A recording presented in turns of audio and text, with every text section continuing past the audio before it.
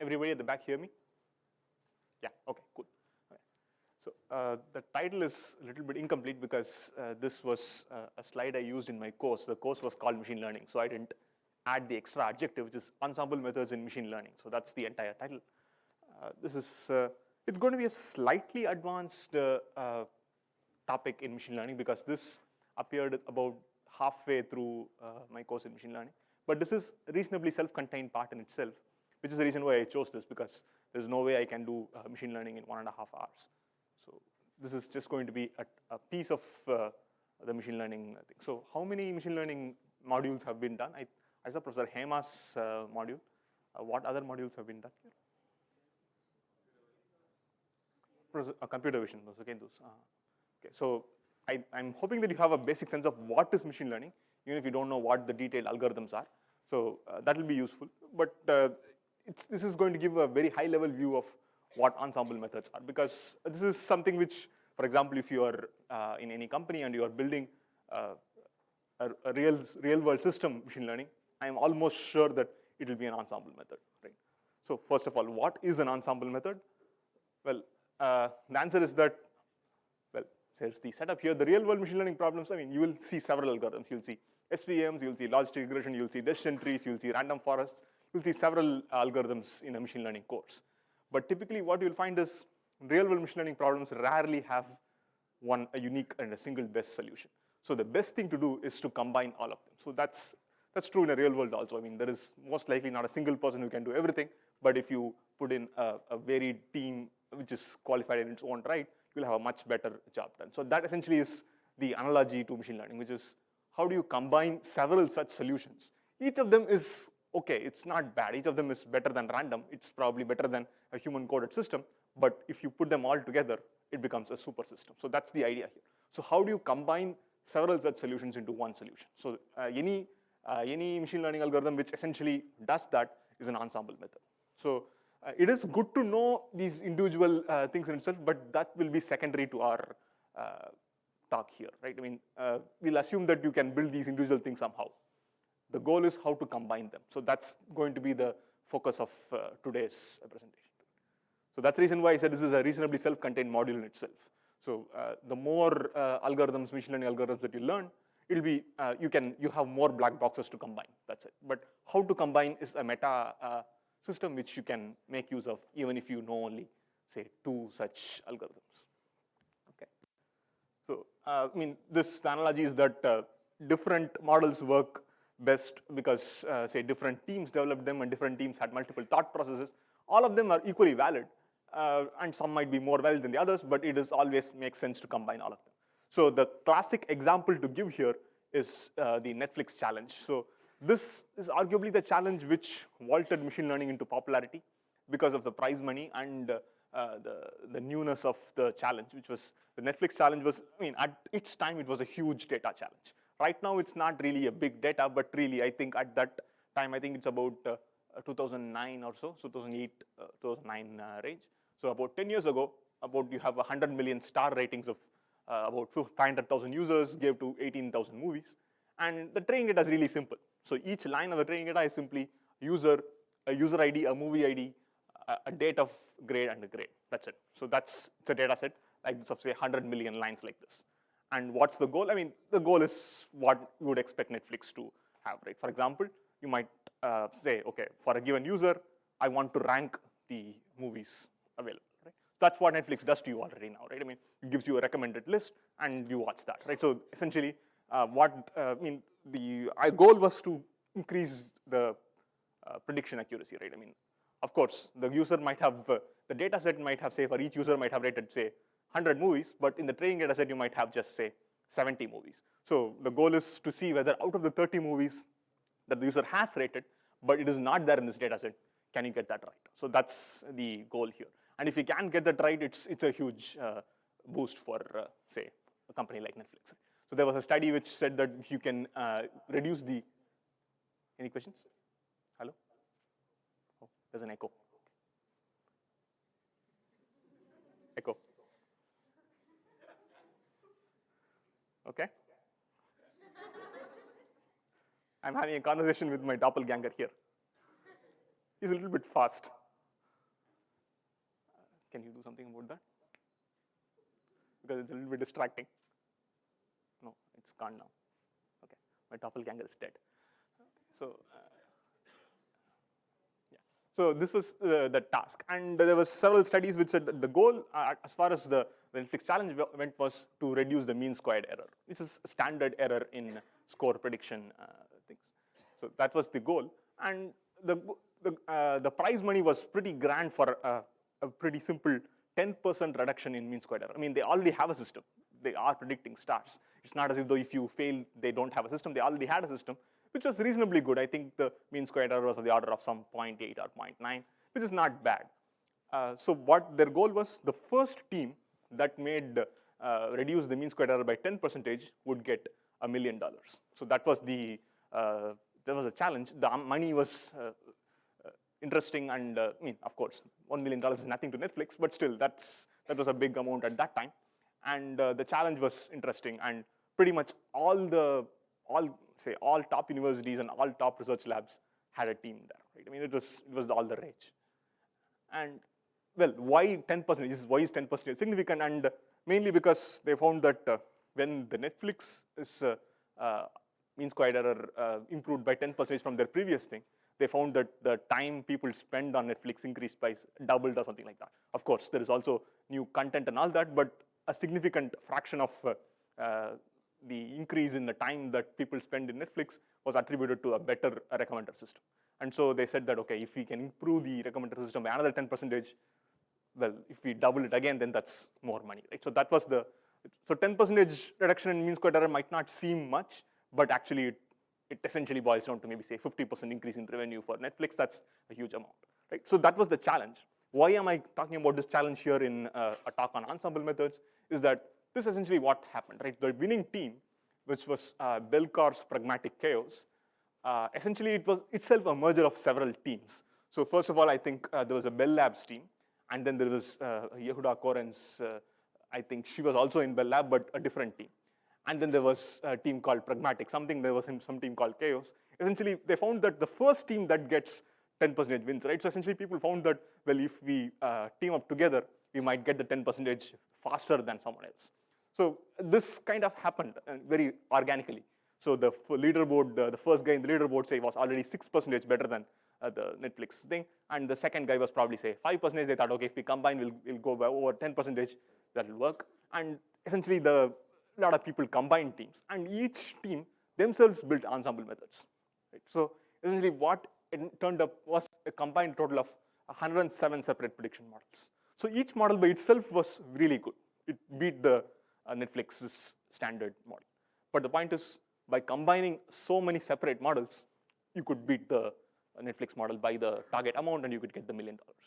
So that's a prototypical example of why ensemble methods are and where ensemble methods are used. Okay, so the methods used various approaches. So they used factor models, regression models, neighborhood models, and so on and so forth. So each of them are a different paradigm, and all of them are valid approaches to, say, predict movie ratings. But you combine all of them together, you get a much better. Okay. So most other teams, I think the second winning team also include a large number of such disparate models combined together.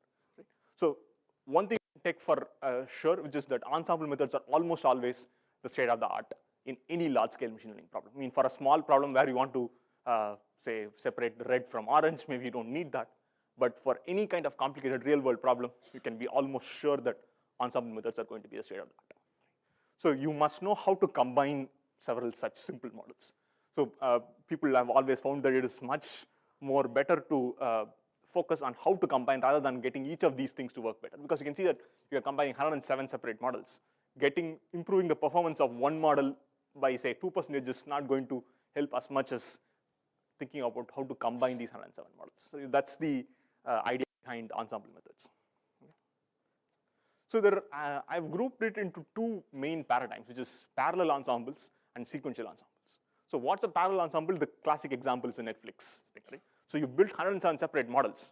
Each model was not built with the knowledge of the other 106. Right? So each model was built separately. Right? And then you combine them. The simplest thing to do is just average them. Right? Each model is going to predict a star rating. I'm going to just take the average. It can be as simple as that. It can be more complicated. But the more important thing is that each model in the ensemble was built independent of the other models. So that's a parallel ensemble. So you can clearly see you can do parallel machine learning, or you can have 107 separate CPUs working on 107 separate models and building those and then combining. So in a way, that's the parallel ensemble methods. The classic example for parallel ensembles is bagging. I'll come to that. The next is a sequential ensemble. You can immediately guess what it's going to be, because you build the first model, and then you build based on what you have built the first model, you build the second model. For example, say this is the classic example I give. So you say you want to build a nuclear reactor. Right? So you first hire a physicist. Right? The next, now that you have a physicist, you probably want a civil engineer or someone like that, right? So now that you have a physicist and a civil engineer, maybe you want someone like, say, a manager or a finance guy, something like that. So that's what you do. I mean, given that you already have a physicist, say you already have 10 physicists, getting 11th physicist is not going to be really helpful for you, right? So that's the idea here. So a sequential ensemble builds the next model based on what models you already have, right? So how you do that, we'll come to that again. So that's the classic example of that is boosting, right? So these are the two main paradigms of ensemble methods. So I will not be able to go into any great detail in any of them, but I think if you walk away with a broad idea of what these ensemble methods are and how you would build them, I think that's a worthwhile endeavor. So parallel ensembles are easy, so that's what we'll do first. So how are we on time? Okay, good. Okay, so why do we need parallel ensembles, right? Even in the case that you only have, say, the only thing you can do is, say, build decision trees, right? Not like the case for when you have 107 separate people working on separate models, the parallel ensemble case is really easily built.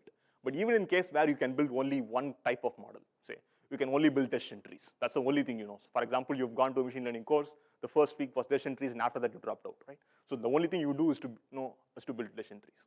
Even in that case, the case for bagging can be made, right? So that is that there are certain learners, for example, like say decision trees, which are very high capacity. What does that mean? Which means that you give any data, they will give you 100% accuracy on the training data, right? So that's an example of high capacity learner. I mean, you can give 1,000 data points, 10,000 data points, it'll fit. It will bend the world and fit the data for you, right? But the point is that's not what you're after. You don't look for 100% training accuracy. That's nice to have, but not really useful. What you really care about is good test accuracy. So the problem with high capacity learners is that they do very well on trained data, but they fail horribly on test data. So that's the classic reason of failure, which is overfitting. Right? So one option is to regularize the learner somehow. For example, say if you're doing decision trees, I'm talking about decision trees a lot. If you don't understand it, don't worry about it. It's just an example I'm using here. Right? So the classic example of, say, regularizing a decision tree might be, say, okay, now I'm going to restrict my decision tree to a depth of, say, 2 or 3 or something like that. So that way you are regularizing the decision tree. Now you will find that your decision tree will not be able to fit everything, because now you have put a constraint of saying that my decision tree has a depth of 3. Right?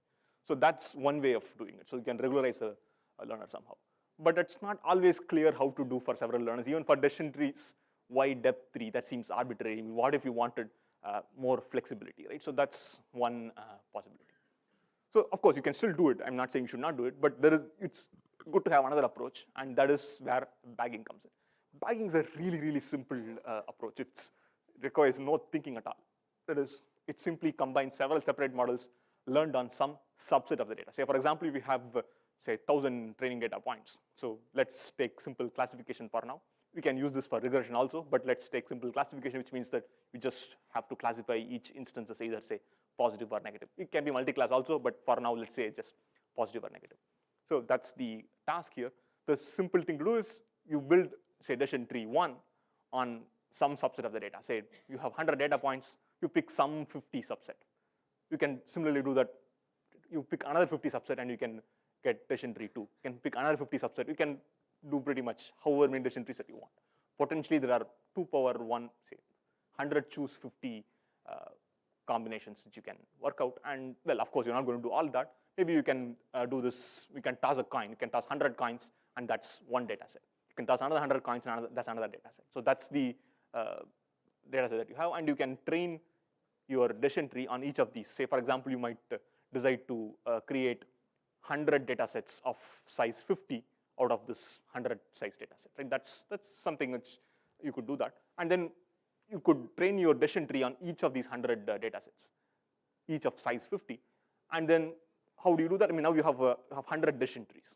You can combine them. How do you combine them? Simple things, you take a majority vote, right? What do you do? You give, when given a new instance, you ask all your 100 elementary decision trees to make a prediction, and then you just take a majority vote, right? So it's as simple as that.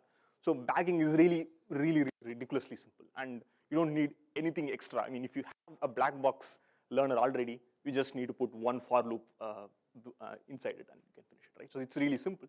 And the key insight is that high capacity learners, like decision trees, give very distinct models when you change the data a little bit, right?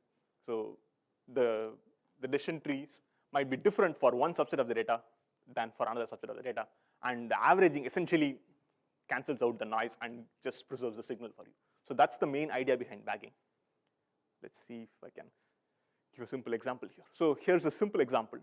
Here you have, say, red versus blue, and the data is really simple in the sense that it's just Gaussian data centered at, say, 1, 0 and minus 1, 0. So the ideal classifier you expect is a straight horizontal line at 0. So that's the ideal classifier you expect. And maybe if you give infinite data, you will really get that. But say you don't have infinite data, you only have this much data. So what you could do is you could train, say, a high-plane classifier on this, but let's say you don't know this. The only thing you have is, say, a high-capacity kernel learner, right? Don't worry about that if you don't know what a kernel learner is, but let's say you have a high-capacity learner. What does it mean? The high-capacity learner essentially means that you can fit anything. So that's a high-capacity learner. So you train one high-capacity learner on, say, one subset of this data, and you maybe get something like this. And you train another classifier based on some other subset of the data, you'll get something like this. So there you can see that in both cases, your training accuracy is going to be close to 100, but they are very different, just because you're trained on a different subset of the data. And similarly, you can do this for however many times that you want, and you can average all of them. And you can see that in this case, as you average, you will get closer and closer to the more models that you train, you will get reasonably close to the simple. Even though each of these things are very, very complicated models, you can see that it's predicting pretty complicated decision surfaces. But as you average more, you will see that you will get back to the simple decision surface, which is just a straight line. So that's the idea behind bagging. Bagging is a really simple idea, and it's something which you should have as a tool whenever you are doing anything, right? So it's really easy to implement, and it's a really powerful tool, surprisingly powerful. Okay, so that's bagging. So let's see. So a little bit of math. I don't think there's any need to be intimidated here, but just basic math, right? So let's say you have your data set. The entire data set is just, so you have m data points, x1, y1, dot, dot, dot to xm, ym.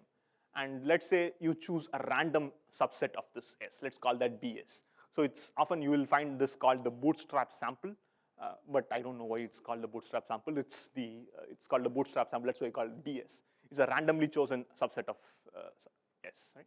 So now what do you care about? What you care about is that you essentially take several such random Bootstrap samples, and then you average them out. That's what you're doing here, right? So which means that now your BS itself is a random variable, right? So what you do is this is what you return finally, your capital H, which is the expectation over the Bootstrap sample BS, HBS of X, right? So what's HBS of X? It's simply what the learner would give to you if you give the BS as the sample, right? So that's HBS of X. Right? So now what do you care about? You care about H of X being close to the true eta of X. What's eta of X? Eta of X is simply, say, probability of y equal to 1 given X, say, probability of the positive class. So that's the eta of X, and that's something which is inherent to the data distribution. You don't know that, but what do you care about? You care about your H of X being close to eta of X. So that's what you care about. And say you have, of course, you have expectation over X as well. Let's ignore that. So for a given X, you ideally hope that your H of X gets back eta of X. That's what you care about. So you want eta of X minus H of X the whole square. And what is that? Well, that's simply, H of X is simply expected value of HBS of X. So eta of X, clearly, eta does not depend on the samples at all. Eta is just a property of the distribution. So I can always take it out. It's simply expected value of eta of X minus HBS of X the whole square. This is clearly less than or equal to, you can bring in the square inside simply because the variance is always positive. So this is Jensen's inequality, but you can easily, expected value of X squared is always greater than or equal to expected value of X the whole square. So that's the idea you can use. And this is less than or equal to this. But why, what is this particular object? So that's the important thing. This is simply eta of x minus hbs of x the whole squared is simply the error of the individual learner, right? So what this says is, the left-hand side you have is the error of the ensemble learner, and the right-hand side you have is the error of the individual learner. So you have, what you have is, the error of the ensemble learner is always less than the error of individual learner. So that's, you are never going to go wrong by averaging. So that's the first case. Okay, so but we don't want to just not go wrong, we want to go right. So now the real question is, will this less than or equal to be much lesser than? That's what we really care about. And the idea is that you just see, then that means that this difference must be large. So what is this difference? This is simply ex squared minus ex the whole squared. That's exactly equal to the variance. So what you want to be large is this quantity, which is variance of your HPS of x.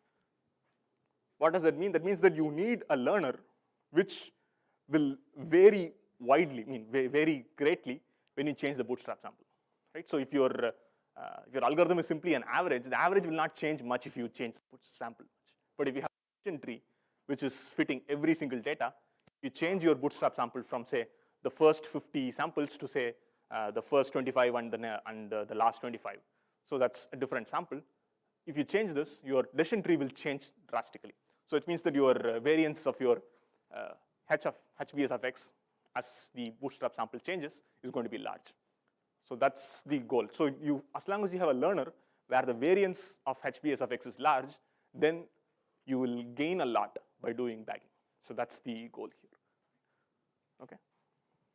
So decision trees are already are a good candidate for bagging because they are very easy to overfit and are difficult to regularize, and they are highly unstable, which means that by changing the sample a little bit, the final classifier is going to be very different. So it's a very good candidate for bagging already. But you can do better. How can you do better? So to increase the variance of this, each individual classifier, you actually don't use all the features, but rather only use a subset of the features. What does that mean? Which means that, for example, in the case that let's say there is a very highly predictive feature. For example, you want to predict, say, someone is, say, likely to get heart disease or not. That's what you're going to predict. And let's say you have, say, sugar levels in the feature. So when you have a highly predictive feature like that, say high sugar means he's likely to get heart disease. So if you want, that's there. Whenever you have such a feature in your data set, each weak learner is going to just get that. Each weak learner is just going to look at each of this individual decision trees, is going to look at that prediction, look at that feature and say, okay, high sugar level means highly likely to get heart disease. So it's going to do that.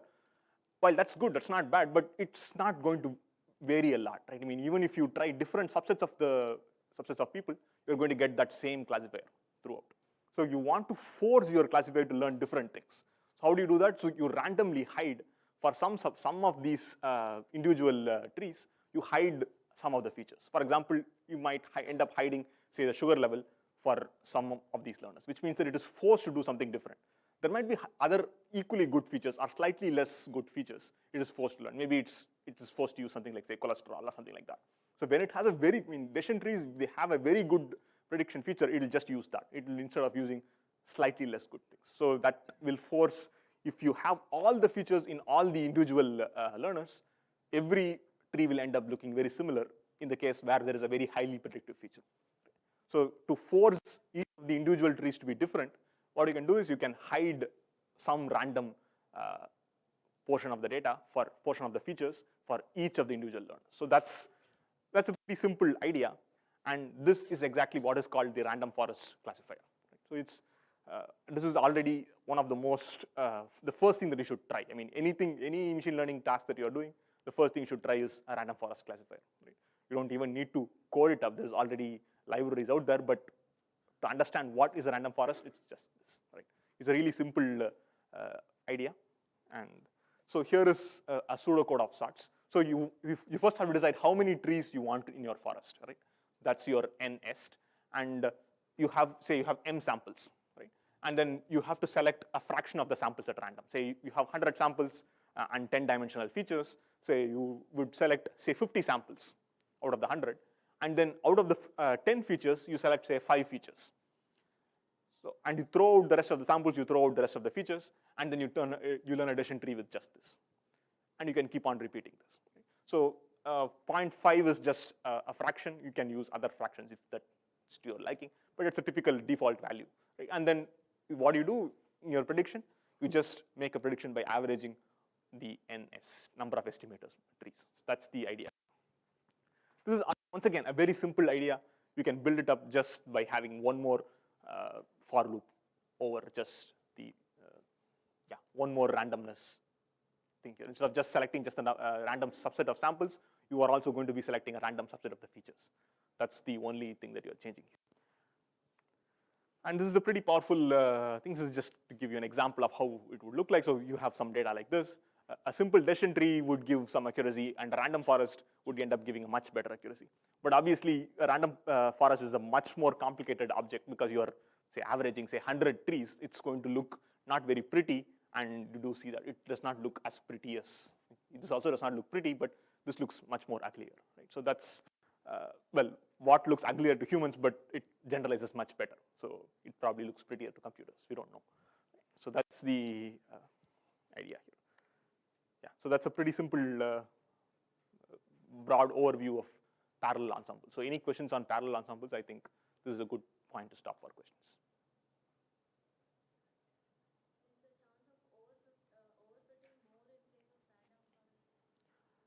When compared to a single decision tree, no, it's lesser.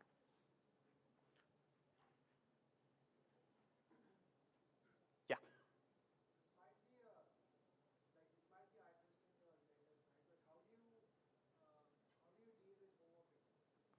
Right. Well, the several ways that you deal with overfitting are simply by, the error generally has two components, which is the bias and the variance, which I have not explained, but this is probably as good as any other way.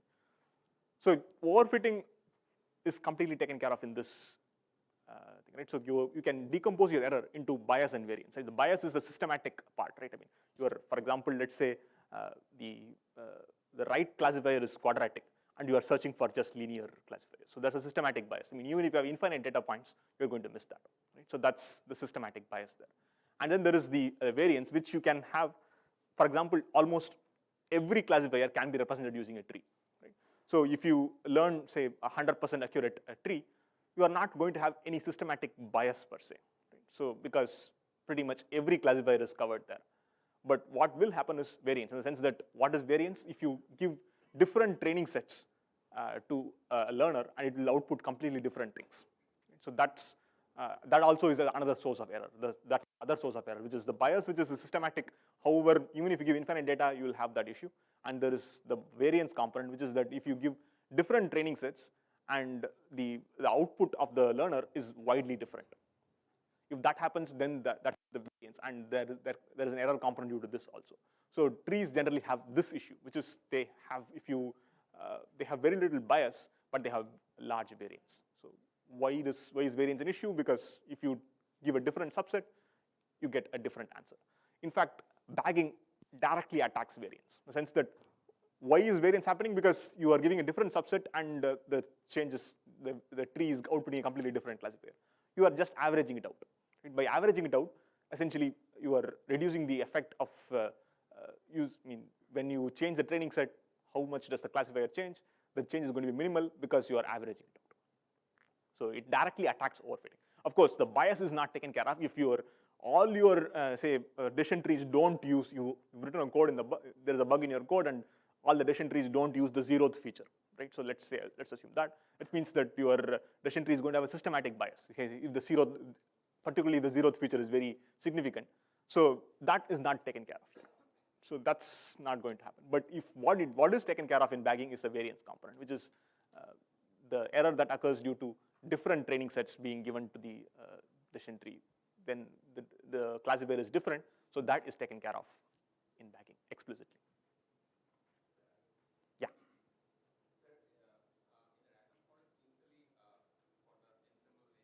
Mm-hmm.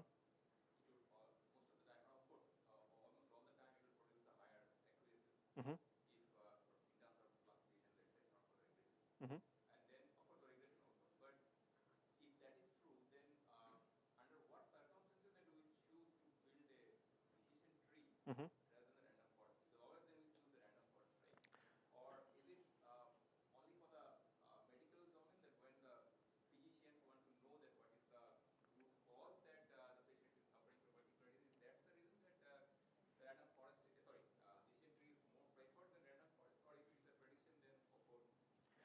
So yeah, so you touched upon a very important point, which is yes, the why would you ever go for decision trees over random forest?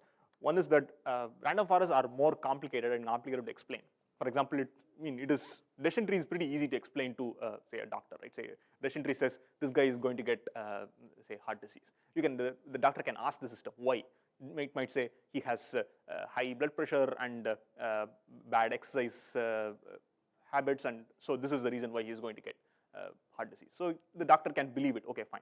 But if it says that, if you ask the random forest, it will say that his score of 0.5 times running plus 0.73 times, say, breathing ability and all that, that's greater than 2.3. That's the reason why he is going to get heart disease. He's not going to, the doctor is not going to believe you. I mean, it's a pretty crazy thing, and he'll not believe you. So the interpretability part of random forest is pretty low. So that's one main reason why you might not want to use it. The second reason is that it's computationally harder, right? So you are training multiple decision trees, right? So if your number of estimators is say 100, training a random forest is 100 times harder than training a decision tree. Right? So the number of decision trees in your random forest is directly proportional to the complexity of your training algorithm. If you don't, and of course, it also directly proportional to the amount of complexity in your prediction. In prediction also, it's not just a single tree, right? You have to ask all your 100 trees what is going to happen, and then you are going to make a prediction. So if you care about interpretability, then say stick to decision trees, but you don't care so much about interpretability, a lot about accuracy, then there is some trade-off point. I mean, don't use, what you will find is increasing the number of, increasing NNest has no negative consequence on accuracy. You can have as high NNest as possible, right? But at some point, the returns are going to be 0, right? I mean, adding another, say if you, going from say 1 decision tree to 10 decision trees has a lot of impact, but going from 1,000 decision trees to 1,010 decision trees has little to no impact, right? So at some point, you stop adding decision trees, adding individual trees to your forest, because it's not worthwhile. So that's the reason why you would stop at any number of decision trees, because it's not worthwhile computationally to go beyond it. But if interpretability is an issue, then directly random forests are ruled out because of it's harder for the human to interpret the output of a random forest. Yeah. Mm-hmm. Mm-hmm.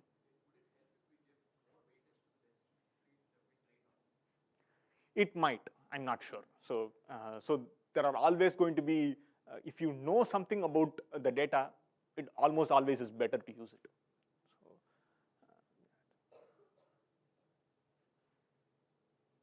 yeah, any other questions? Okay. So if there are none, I think let's wrap up the parallel ensembles. Let's move to sequential ensembles, right? Right, okay. So we'll just explain what boosting is. So the boosting assumption is that you have access to a learner that gives a classifier that fits the training data, but it is weak. What does weak mean? Essentially, it can only do slightly better than random. Right? So you can't, I mean, if there is a weak learner, a black box out there, you don't care what it is. What it does is you give some training data to it, and it will get back to you with a classifier which does better than random on the training data. That's what it does. It does nothing. I mean, it does not fit 100% accuracy and give things like that. It just does slightly better than random. So what's the advantage of that? Because weak learner is going to be very, very fast. Right? I mean, you'll give an example where you don't need a computer to see what the weak learner is going to do. So it's such a simple weak learners. But what is the goal now? The goal is, can you combine such weak learners? Each of them are individually really, really bad. But can you combine enough of them and make a super learner? So that's the question of boosting. The boosting is formally stated as, can you combine weak learners into a strong learner? So that's the question that you will see even written in papers, but that's the question.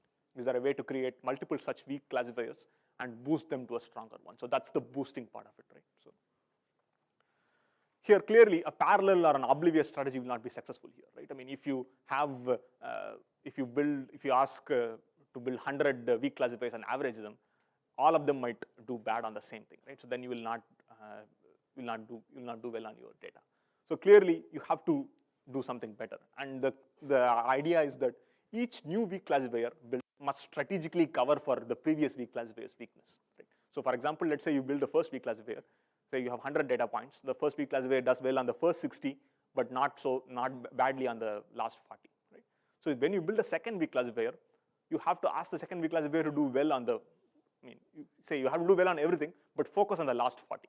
So that's what you want to give the, so that's the reason why you need a sequential. You need to know how your previous classifiers performed. So you can't build the second classifier first. You can't do that. You have to build the first classifier first and the second classifier second and so on. Right? So that's the idea. How do you do that? So this is, once you get this idea, boosting is really simple to get. The key idea is that the weak learners are given weighted training samples. They're not just given training samples, but rather also given a weight, which kind of says how important is this training sample.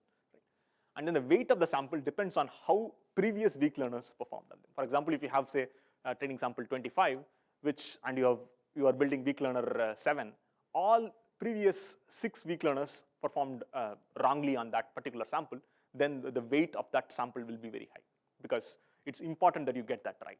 So because all 6 of your previous weak learners did badly on that, so which means that if you want to get a good accuracy, you better hope that the current weak learner is going to do better on that. So that's the idea here. So weight of a sample depends on how your previous weak learners have done on that sample. So that's the idea. So here's the algorithm. Don't worry too much about the details. I'll give you an example, but just to get a sense of what it is. So you have, once again, your training data set.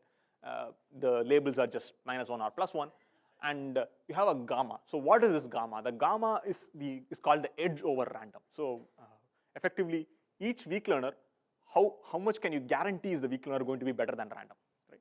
So if you can say, well, I have weak learners, they are going to be definitely, say, at least 10% better than random. In that case, you can have a gamma equal to 0.1. So 0.5 is random. I can easily achieve 0.5 by having a weak learner with just tosses coins. I don't want that, right? I want better than random. So as long as a gamma is not 0, you can boost it to make you make a 100% accurate classifier. So that's the gamma. You need to know gamma in advance for this. That's one issue here, which we'll try to fix later. But as of now, you need to know gamma in advance, which is gamma is saying how much better than random is my weak classifier. So as long as gamma is not 0, you can do this. Right? That's the idea here. And beta is 0.5 plus gamma by 0.5 minus gamma. Clearly, you can see that it is always going to be greater than 1. And this essentially is the number by which you are going to multiply the weight of the samples whenever it's gotten wrong. So that's the idea here. So you'll see it's a pretty simple. So now each of the weak learners is going to be a classifier, which is going to take in an instance and output either -1 or +1. That's the idea here. And yeah, that's your HT is going to, you don't really care what or how the weak learner is implemented. It's just a weak learner. So you get a training sample and the weights of the samples, and it will output the weak learner, which will do better than random. Right? So you have a HT, and LTI is essentially just measuring how, is my weak learner T, at the iteration T, is it getting my training sample I right or wrong? That's LTI. So WT plus 1I is the weight at the iteration T plus 1 for the sample I. Right? So you can see it's equal to WTI. So if you ignore the second term here, it's equal to WTI. The weight is equal to the previous iteration, multiplied by beta power LTI. LTI is just either 0 or 1. So LTI is just going to be either 0 or 1. It's going to be 0 if it's gotten it right. The current weak learner gets the ith sample right, your LTI is going to be 0. If it's gotten it wrong, LTI is going to be equal to 1. So intuitively, what it says is, if my current weak learner has gotten this sample right, then the weight will not change. The weight will stay the same. But if it has gotten it wrong, I'll multiply the weight by beta. Beta is greater than 1. So the weight of that sample will increase if it has gotten it wrong. So that's the idea. And finally, once you have gotten your capital T number of weak learners, you just average them out. That's it. So average or take majority vote. It's the same thing. So that's what you do here. So I'll give an illustration for this. Super simple data set. So here is the data set. So which is you have to want to classify red versus blue. Of course, you have to start with a gamma. So let's say gamma equal to 0.2, which is, I'm saying that my weak learner is 20% better than random. That's what I'm saying. And gamma equal to 0.2 corresponds to beta equal to 0.5 plus gamma by 0.5 minus gamma, which is some 2.33. Right? Okay, so what's my weak learner? The weak learner here is simply what is called, say, a decision stump. What's a decision stump? Which means a decision stump is simply either a horizontal line or a vertical line. Right? Everything to the left or right or top or bottom, based on whether it's horizontal or vertical line, is one class, and the other is the other class. So that's it, right? So here is the data, and the first weak learner just is something like this. So it says, okay, this is my weak learner, which is, I'm going to draw a line here, and everything above that line is red, and everything below this line is blue. It's not a very good classifier, but recall, this is only a weak classifier. This need not be very good. That's the idea. Okay, now that you've gotten this, so what all samples has this classifier gotten right? So this part and this part, right? What all has it gotten wrong? These two red patches here. So it has gotten it wrong. So what will happen? The weight for the samples which it has gotten right will stay the same. But weight for samples which it has gotten wrong will increase. So which I'm showing by increasing the radius of the point. So you can see that the weight of the samples here and here has increased. Everything else is remaining the same. So now you have done that. And now what does mean? You can always simulate the weight as essentially repeating the sample. For example, if you have a sample with weight 2, you can imagine that sample being repeated. Right? So that's the meaning of weight. Right? So that's the idea here. Okay. So now asked to build a classifier. So this is the weak classifier it builds now. Right? So okay, now that you've increased the weight of this, that is no longer optimal. So, but this is just as, and in fact, it gets both the bulges right, but it gets something else wrong. It gets the two blue things here wrong. So now what happens? Now if you increase the, I think we have this here. Yeah. So now what happens is essentially, recall the weights never decrease. Weights either stay the same or increase. That's what happens. So this part here and this part here, the weights has stayed the same. But this part, and this part, out of the two times you have asked it to learn, both of them have been gotten wrong once. Right? So this is the current state now. Now you ask it to ask you to build a weak learner. At this point, this is what is chosen. So now this gets everything but this particular segment, right? In fact, in particular, it gets the 3 of the 4 bulges. It gets 3 of the bulges, right?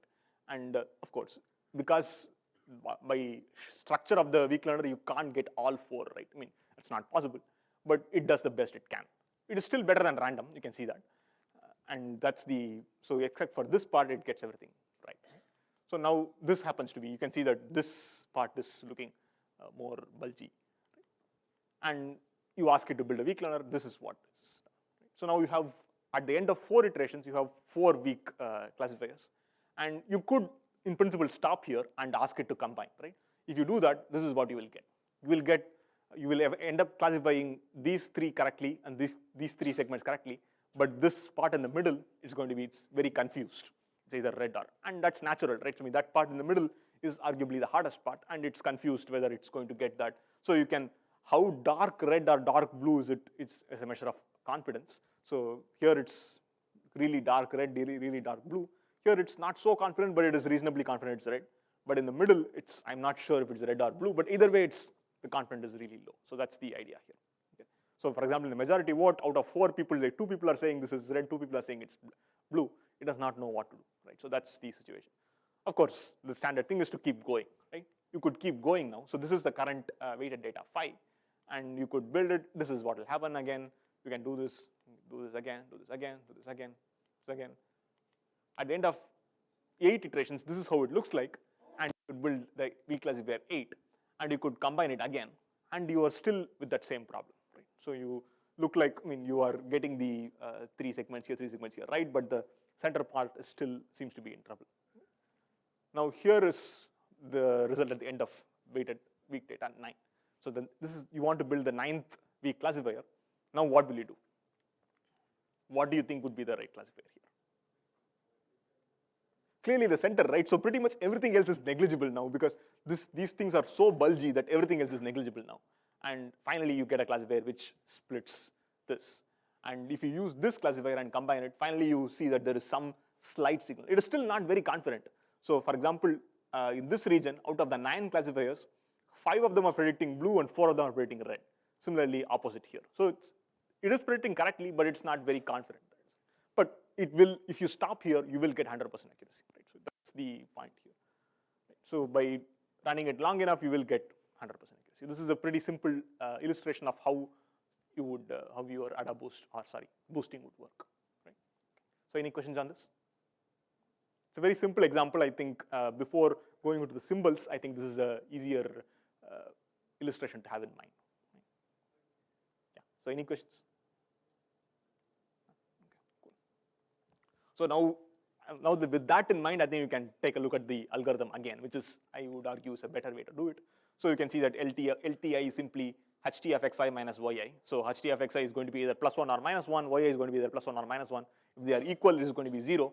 If they are not equal, it's going to be minus 2 or plus 2, and absolute value by 2 is going to ensure that it's going to be 1 or 0, right? So that's LTI is simply, does the weak learner HT get the sample I right or wrong? So that's LTI, and WT t plus 1 I is simply WTI times beta power LTI. Right? So that's the idea. Okay. So now here is, I would like to do one small proof at least. I think we have time for that. Yeah, we have time. Yes. Any questions? Yeah.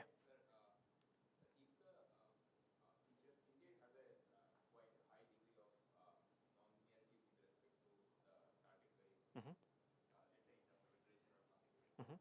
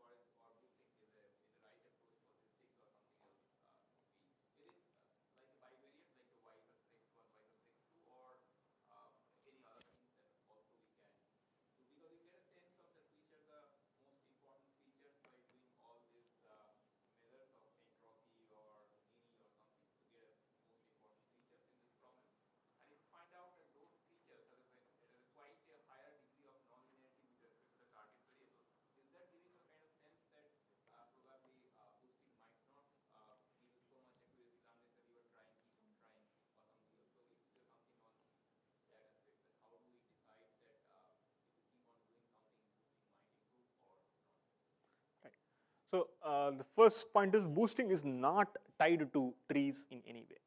Boosting just requires you to have a weak learner. In this case, I happen to choose decision stumps, but there is no reason. For example, instead of decision stumps, I could have chosen each weak learner itself to be a tree.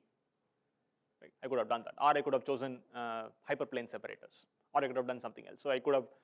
There is a freedom here in choosing the weak learner.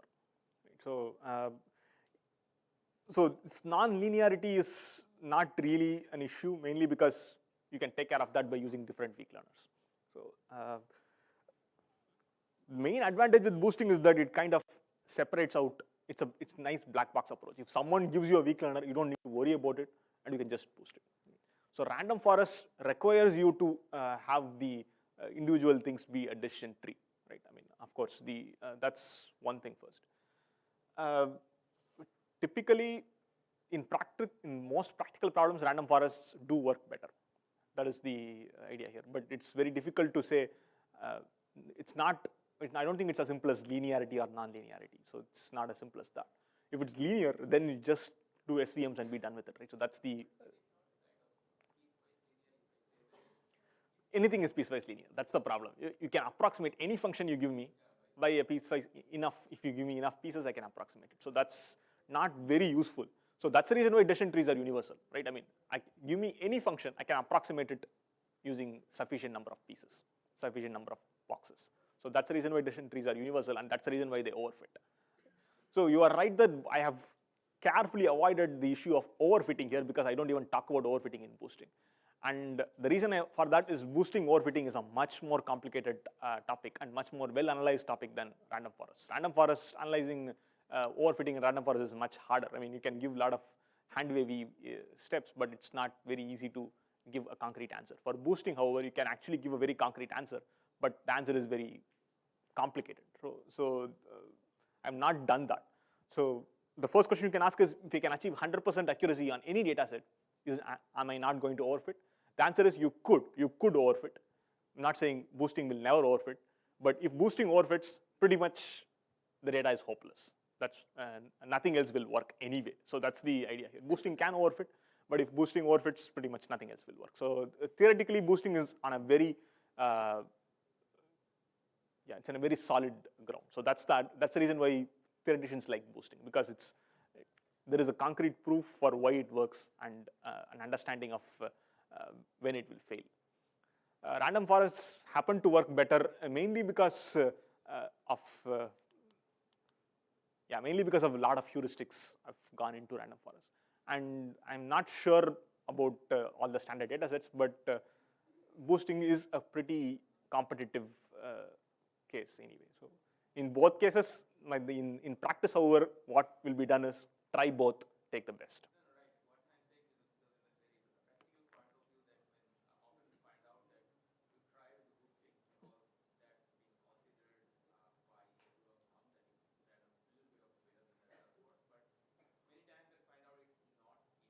No. The rule of thumb is random forest is better than decision trees. Sorry, boosting only.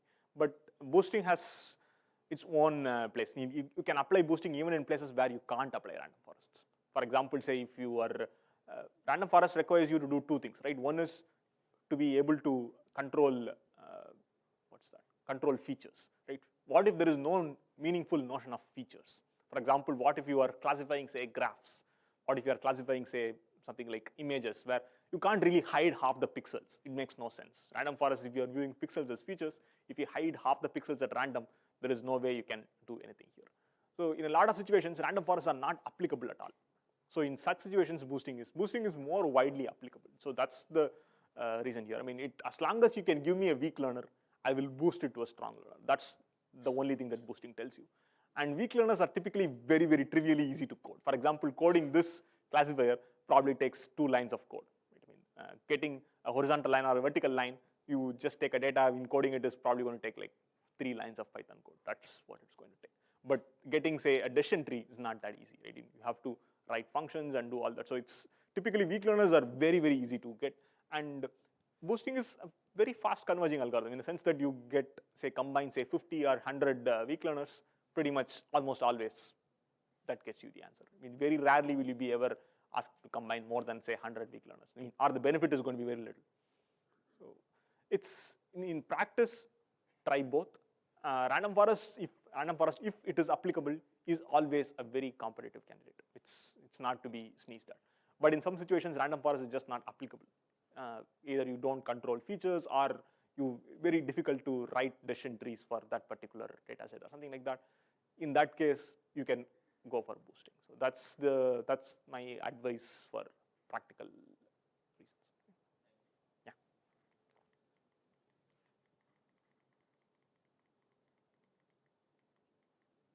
Yeah. Okay. So here in the convergence proof sketch, I mean, what is the convergence proof sketch in the sense that if I keep on adding weak learners, yes. Yes. Yes, that's the convergence proof sketch. So convergence proof sketch at least says that if you keep on adding weak learners, you will eventually get 100% training accuracy.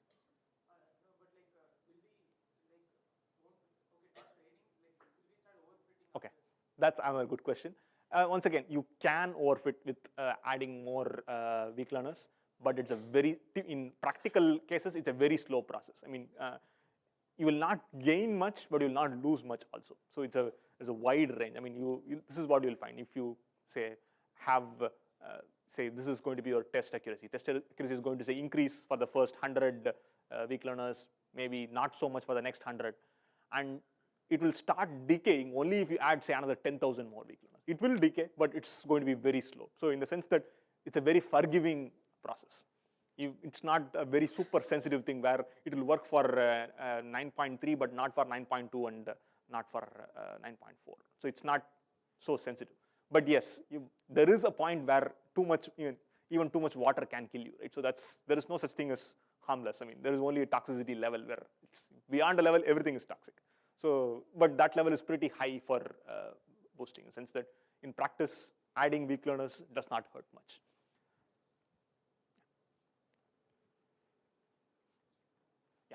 So the convergence proof is simply says that by adding enough weak learners, you will get to a point where your training accuracy, is 100%.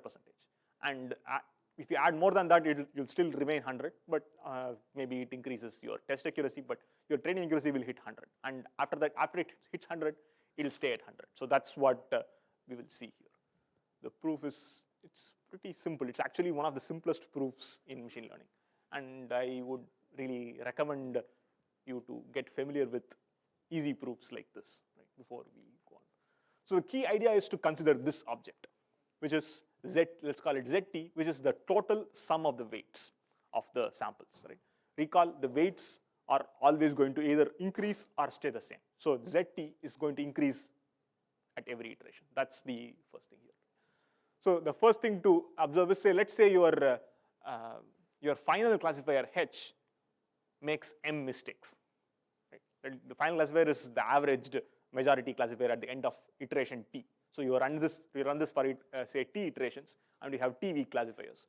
And if your final classifier makes M mistakes, why would that happen? The only reason it would happen is that final classifier is a majority classifier, right? So if a majority makes a mistake on a data point, that means that at least half of your weak learners must have made a mistake. Right? So if H makes M mistakes, at least T/2 classifiers made mistakes on the same points. That's the point here.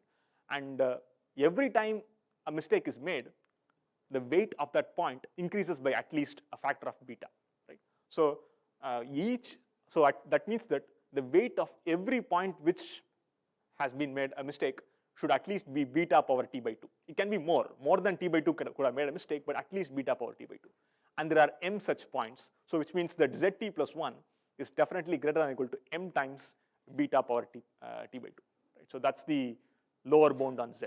Right? So that's at the end of iteration capital T, your total sum of the weights is at least M times, M is the total number of mistakes made by the final classifier into beta power T/2. So that's the lower bound on. So now we will upper bound it later. So is this lower bound clear? It's a pretty simple lower bound. That's the idea here. So the key thing is to note that the weights never decrease. The weights either stay the same or increase. So essentially weights that stay the same I'm ignoring. Only I'm considering the weights that's always true because the weights are always positive also. So I can always, this is for a lower bound, I can always ignore those weights. So that's the first thing. So next, so next comes the upper bound. So what ZT plus 1? ZT plus 1 is the sum of weights at iteration T plus 1, right? So it's so let's say you have small m number of training points. So it's ZT plus 1 is sigma equal to 1 to m, WT plus 1 I. Right? So let's make a split here, right? So consider the weak classifier HT, and let's say capital A be the set of samples where it got right, and A complement be the set where it got wrong. So I can always split this M samples into A and not A. Right? So that's always fair to do. And for samples where it did get right, what happens? The weights